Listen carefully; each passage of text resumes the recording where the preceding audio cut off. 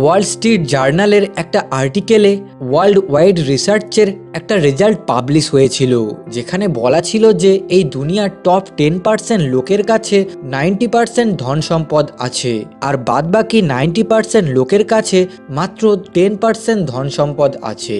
এবার এখান থেকে একটা প্রশ্ন উঠে আসে যে এত বড় পার্থক্য কেনই বা দেখা যায়। তো এই পার্থক্যের একমাত্র কারণ হলো নিজের টাকা ও জ্ঞানকে সঠিকভাবে ব্যবহার করার দৃষ্টিভঙ্গি। আর এই দৃষ্টিভঙ্গিকে পরিবর্তন করার জন্য আজকের এই ভিডিওটা। তো এই ভিডিওতে আমি rich dad guide to investing বইটা থেকে টাকাকে সঠিকভাবে ব্যবহার করার কয়েকটা মূল্যবান ইনসাইট শেয়ার করব, যেগুলিকে ব্যবহার করলে আপনার টাকার প্রতি দৃষ্টিভঙ্গি পরিবর্তন হবে। কারণ ফাইন্যান্স, মানি অ্যান্ড ইনভেস্টিংয়ের বিষয়ে অথর রবার্ট কিওসাকি ওয়ার্ল্ডের বেস্ট টিচার্সদের মধ্য থেকে অন্যতম একজন। তাই আজকের এই ভিডিওর মাধ্যমে ওনার থেকে নতুন কিছু শেখার চেষ্টা করব। তো চলুন শুরু করা যাক। কিন্তু শুরু করার আগে বলে রাখি যে টাকা দিয়ে টাকা বানানোর বিষয়গুলি ভিডিওর মাঝখান থেকে শেষের দিকে আছে, তাই ভিডিওটাকে অবশ্যই শেষ অবধি দেখবেন। আমরা রবার্টের লেখা রিচ ড্যাড পুয়ার ড্যাড বইটা সামারিতে দেখেছিলাম যে রবার্টের দুই বাবা ছিল। একজন হলো তানার নিজের বাবা, যাকে রবার্ট পুয়ার ড্যাড বলতো, কিন্তু তানার বন্ধু মাইকের বাবাকে তিনি রিচ ড্যাড বলতো, কারণ তানার বন্ধুর বাবা তখন গরিব থাকলেও তার চিন্তাভাবনা ছিল ধনীদের মতো। তাই তো তিনি কয়েক বছরের মধ্যে হাওয়াইয়ের সবচেয়ে ধনী ব্যক্তি হয়ে উঠেছিল। সেই কারণের জন্য রবার্ট তার রিচ ড্যাডের কাছ থেকে শেখা কিছু ভালো ভালো ইনসাইট নিজের লাইফে অ্যাপ্লাই করে, আর সাথে এই বইটাতেও শেয়ার করে। So insight number 1, acquired 3 is. Robert একদিন তার রিচ ড্যাডকে জিজ্ঞাসা করে যে ধনী হওয়ার জন্য সবচেয়ে জরুরি জিনিস কি। তো উত্তরে রিচ ড্যাড বলে এই 3টি ইজকে নিজের আয়ত্তে আনা, যেগুলি হলো education, experience and access cash. এই 3টি ইজের জন্য আপনি এমন অনেক সুযোগকে ব্যবহার করতে পারবেন, যে সুযোগগুলিকে দেখতে পাওয়া অন্য লোকেদের পক্ষে অসম্ভব একটা ব্যাপার। তো আসুন এই 3টি ইজকে এক এক করে দেখে নেওয়া যাক। সো ফার্স্ট ই, এডুকেশন। এখানে রবার্ট এডুকেশন বলতে কোনো ফর্মাল এডুকেশন, অর্থাৎ স্কুল বা কলেজ থেকে শেখানো কোনো মুখস্থ বিদ্যা যেগুলি আমাদের বাস্তব জীবনে কোনো কাজেই আসে না, সেই সব এডুকেশনের কথা বলছে না। বরং সেই জায়গায় ফাইন্যান্সিয়াল এডুকেশনের কথা বলেছে, যে এডুকেশনটা বাস্তব জীবনে প্রত্যেক পদক্ষেপে কাজে লাগে। এই এডুকেশনের মধ্যে আপনি কোনো ব্যবসাকে কিভাবে ছোট থেকে শুরু করবেন, কিভাবে সেই ব্যবসাটাকে সঠিকভাবে চালাবেন, সেই ব্যবসা থেকে আসা প্রফিটগুলিকে কিভাবে কাজে লাগালে সেই ব্যবসাটা ধীরে ধীরে আরও বড় হবে, বা সেই প্রফিটগুলি আরও প্রফিট এনে দেবে।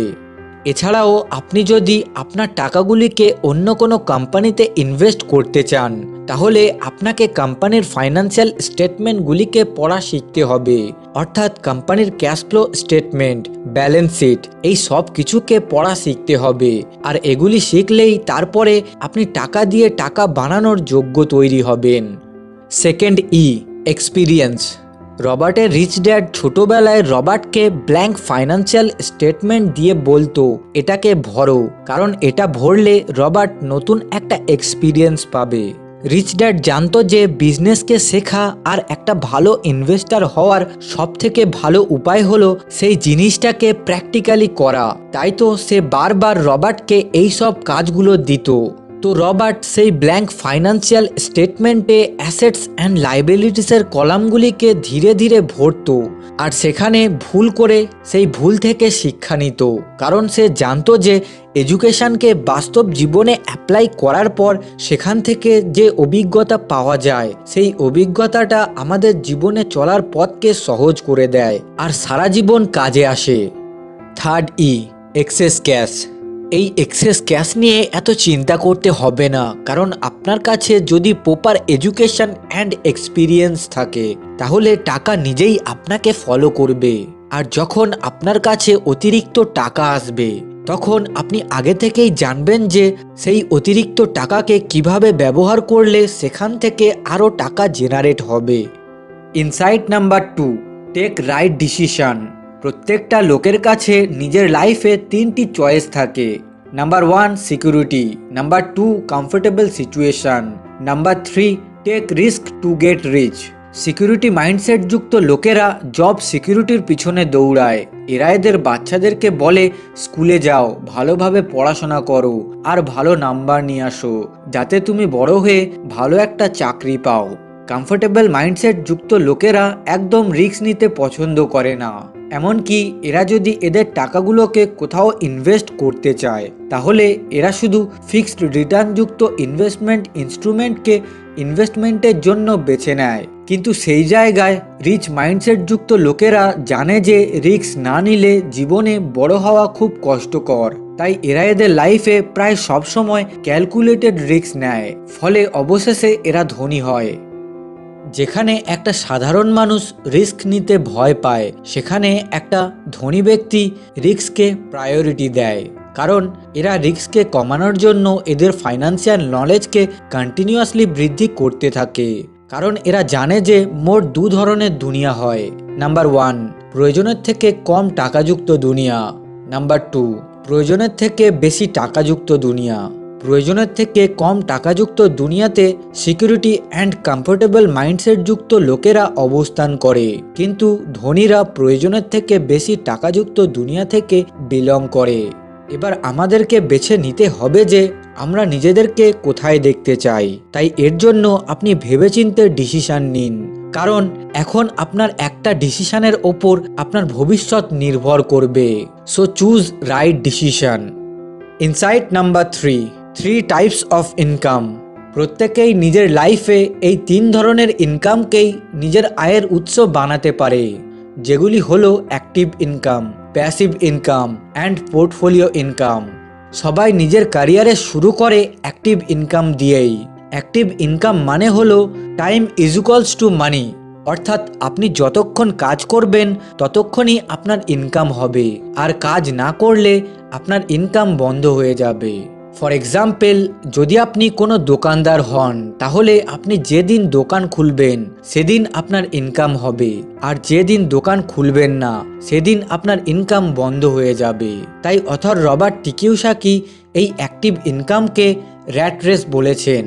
কারণ ইঁদুরেরা যেমন প্রতিদিন পেট ভরার জন্য তার খাবারের সন্ধানে বের হয়, ঠিক তেমনি আমাদের মধ্যে বেশিরভাগ লোকেরা নিজের দৈনন্দিন খরচাকে চালানোর জন্য প্রতিদিন যে যার কাজকে খুব দায়িত্ব সহকারে করে।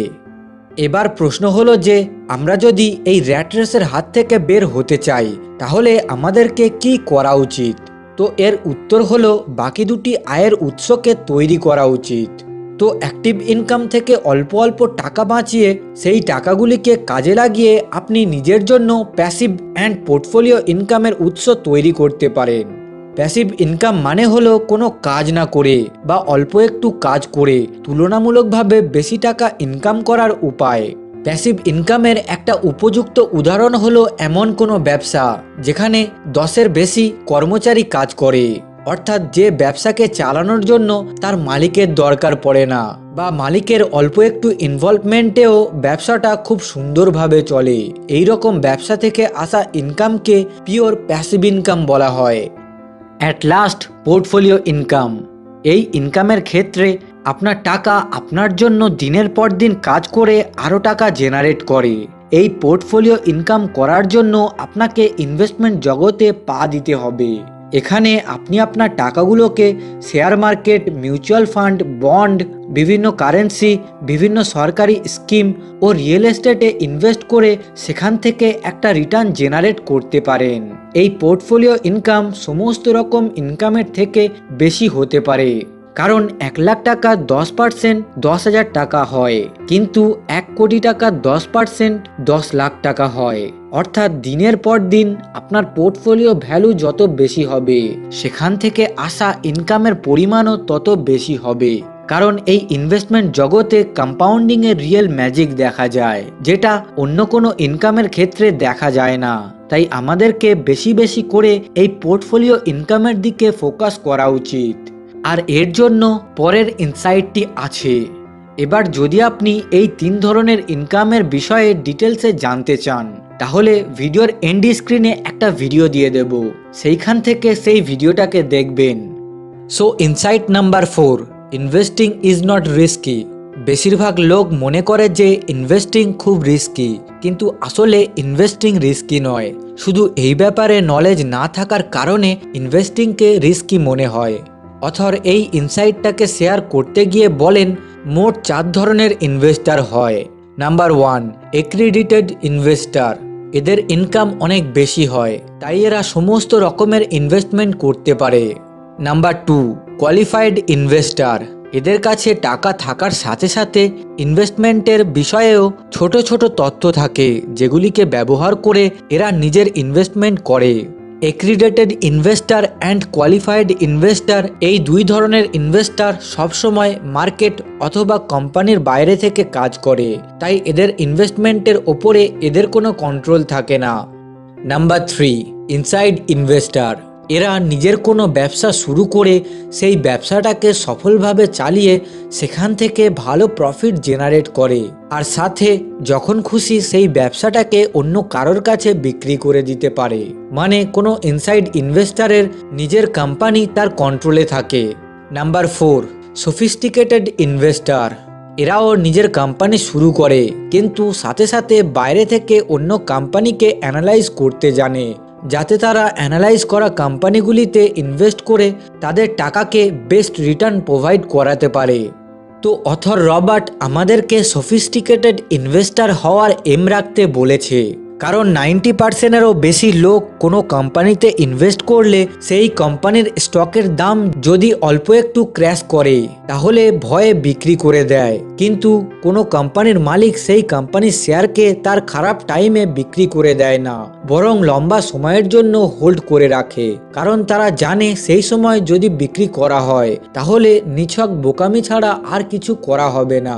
তাই অথর রবার্ট কিওসাকি আমাদেরকে নিজের বিজনেসে ইনভেস্ট করার উপদেশ দেন। আর যদি কোনো বিজনেস না থাকে তাহলে যে কোম্পানিতে ইনভেস্ট করবেন বলে ভেবেছেন সেই কোম্পানিটিকে নিজের কোম্পানি ভেবে তাতে ইনভেস্ট করুন। আর ইনভেস্ট করার আগে এতটা রিসার্চ করুন যতটা রিসার্চ কোনো ঘর বাড়ি বা বড় কোনো জিনিস কেনার আগে করে থাকেন। তো এই রকম ইন ডিটেলস রিসার্চ করার পর কোম্পানিটির বিষয়ে আপনি ছোটোখাটো ইনফরমেশন জানতে পারবেন, যার ফলে আপনি বুঝতে পারবেন যে কোম্পানিটি লম্বা সময়ের জন্য আপনাকে ধনী বানাতে পারবে কিনা। তো আপনি যদি রবার্টের এই উপদেশ মেনে ইনভেস্ট করেন তাহলে আপনি না চাইলেও আপনার টাকা আপনাকে ধনী বানিয়ে দেবে। So use this method to generate best return on your money. তো এই ছিল rich dad's guide to investing বইটির সামারি। তো যদি আপনি রবার্টের লেখা rich dad poor dad and rich dad's cash flow quadrant এই 2টি বই না পড়ে থাকেন তাহলে এই ভিডিওর এন্ড স্ক্রিনে ওই 2টি বইয়ের সামারিকে লাগিয়ে দেব, ওখান থেকে গিয়ে দেখে নেবেন। এবার যদি এই ভিডিওটা একটু হলেও ভালো লেগে থাকে তাহলে ভিডিওটাকে আপনার বন্ধু বান্ধব আত্মীয় স্বজনের সঙ্গে শেয়ার করুন আর চ্যানেলটাকে সাবস্ক্রাইব করুন। সো মোর নলেজ, মোর ইমপ্লিমেন্ট, ইমপ্রুভ লাইফ।